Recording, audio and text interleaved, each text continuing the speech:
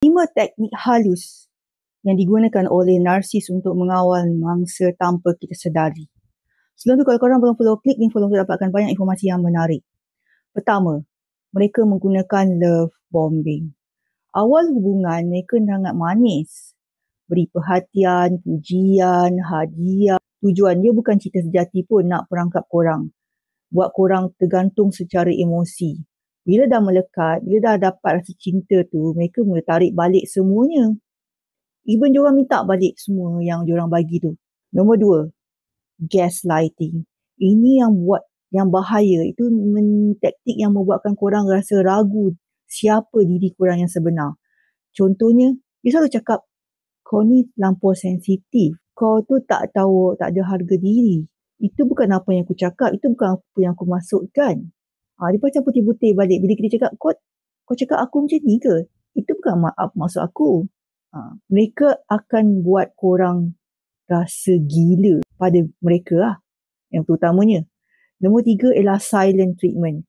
Bila korang tak ikut kehendak mereka, ataupun tiba-tiba je, mereka akan hukum dengan diam. Bukan sebab nak tenang, tapi buat korang rasa cemas, rasa bersalah dan akhirnya korang tunduk. Korang pun tak faham mengapa aku dihukum. Number 4 is triangulation. Mereka bandingkan korang dengan orang lain.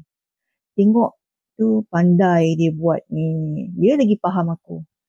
Dia masak lagi sedap. Anak jiran tu lagi pandai. Dia ni lagi bagus. Itu membuatkan korang rasa nak bersaing, takut kehilangan mereka lah. Dan terus cuba nak layakkan diri, dapatkan kasih sayang tu. Number 5 is guilt trippings. Mereka menggunakan ayat manipulatif. Aku buat semua ni sebab sayang kau. Kau tinggalkan aku. Kau kejam. Dia membuatkan kita rasa bersalah tau. Guilt trippings ni. Mereka tanam rasa bersalah tu supaya korang kekal. Walaupun korang sedang menderita. Kita dah disakiti ni. Dah tersakiti. Dah dihina.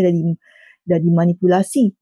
Lepas tambah pula dengan guilt tripping yang buat kita tambah lagi rasa bersalah. So teknik narsis ni sangat licik. Bukannya mereka nak mencintai kita pun. Tapi mereka nak menguasai fikiran kita. Diri kita, harga diri kita. Bila korang nampak corak, ingat kesedaran itu adalah pintu pertama untuk kita bebas. Saya penulis buku Buka Topeng Narsis. Klik link bio.